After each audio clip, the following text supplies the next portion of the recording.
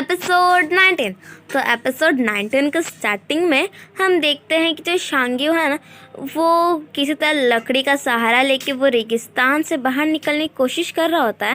और फिर थोड़े दूर जाने पे उन्हें एक औरत मिलती है, तो उससे थोड़ा पानी लेते हैं और फिर पीते हैं और फिर थैंक यू बोल के अपना मुंह पोंछ के वहाँ से फिर से अपनी राह पे निकल जाते हैं।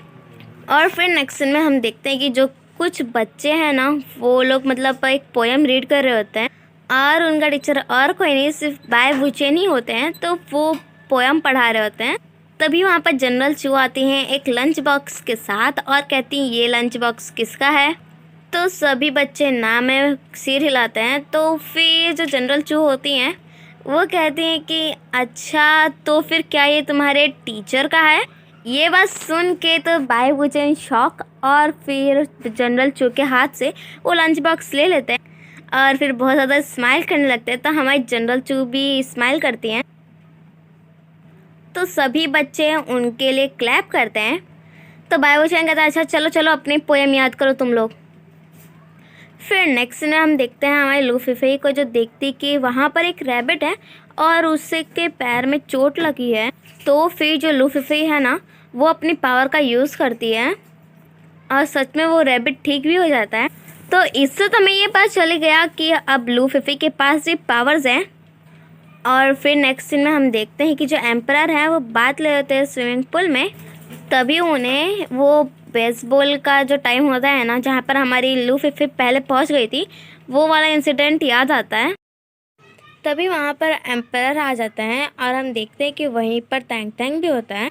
और वो जब देखता है एम्परर को ख्यालों में डूबे हुए, तो वो अटैक करने की सोचता है, बट एम्परर उसके अटैक से बच जाता है और उन लोग में एक छोटी सी फाइट हो जाती है, जिसकी वजह से थोड़ा सा चोट लग जाता है एम्परर को। तो ये देख टैंग टैंग पूछता है कि भैया क्या आप ठीक हो, मुझे माफ़ करना, मैंने ये जानबूझ के नहीं किया था। और फिर कान पकड़ के सॉरी बोलने लगता है, बट एम्परर जो होता है ना, वो कहता है कोई बात नहीं, ये तो बस एक मामूली सी खरोच है और कुछ भी, तुम टेंशन मत लो, ठीक है। और फिर जब वो आते हैं गार्डन में, तो देखते हैं कि जो लूफी है वहीं पर आराम से झूला झूल रही है। तो लूफी के पास आते हैं, तो लूफी जब देखते हैं उनके चेहरे पे एक छोटा सा स्क्रैच, तो पूछते ये क्या हो गया, कहीं तुमने लड़ाई की क्या। तो एम्परर कहते हैं कि नहीं, मतलब ये सब तो सिर्फ मामूली सी खरोच है। तो फिफी कहते ठीक है, मैं भी मतलब लेके आती हूँ बॉक्स, मेडिसिन बॉक्स। तो एम्परर हाथ पकड़ लेते हैं और फिर कहते हैं कि नहीं, उसकी कोई ज़रूरत नहीं है, पर ये पॉइजनस है, तो तुम्हें यहाँ पर मतलब जो ब्लड है ना उसे सक करना होगा। तो हमारे फिफी भी कहते हैं ठीक है। एंड देन जो एम्परर है वो फिर से वही बात रिपीट करता है। तो ये सुन के हमारी फिफी शॉक भी होती है और फिर वहाँ से भाग जाती है। और फिर नेक्स्ट सीन हम सुबह का देखते हैं, जहाँ हमारी लूफी अपने हाथ से मतलब जो हम लोग नकली गन बनाते थे ना, वही बना रही होती है। और एम्परर जहाँ जहाँ हमारी लूफी इशारा करती है, वहाँ वहाँ एम्परर अपना तीर लगाते हैं। तभी वहाँ पर टैंग टैंग आता है और कहता है कि मेरा भाई इतना भी बुरा नहीं है। और फिर एम्परर को अजीब बता के वहाँ से चला जाता है।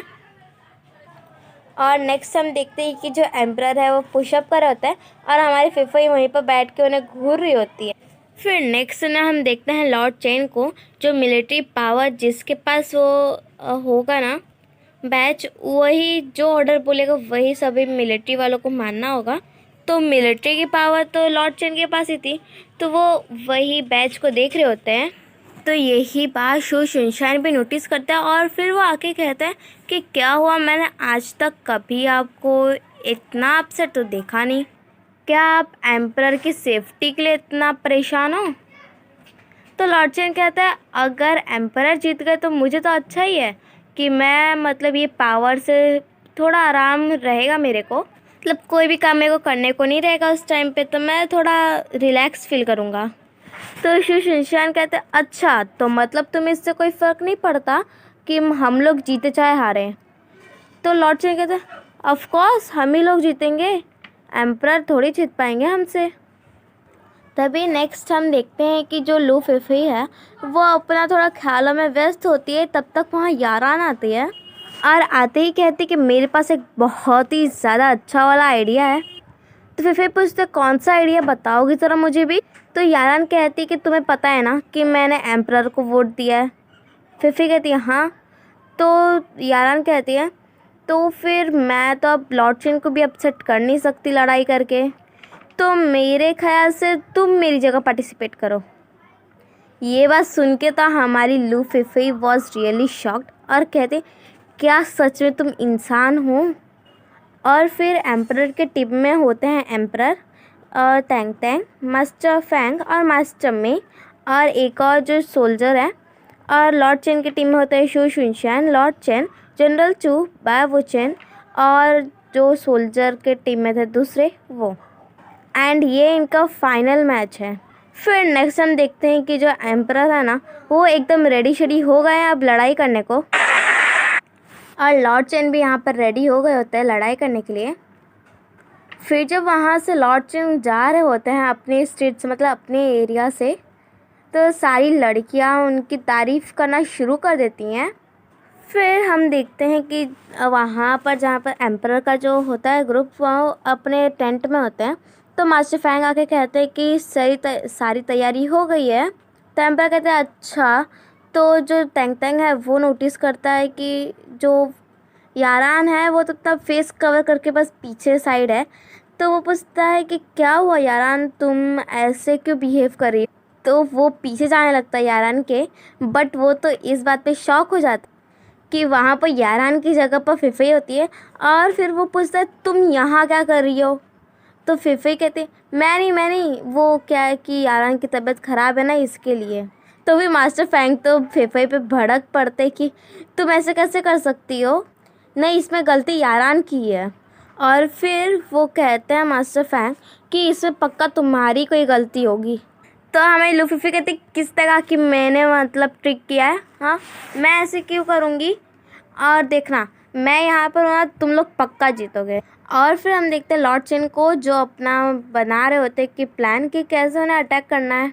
और उन लोग का जब प्लान बना के ख़त्म हो जाता है तो वो लोग कहता है हम ही लोग जीतेंगे, अब चीयर तो करना ही पड़ेगा ना।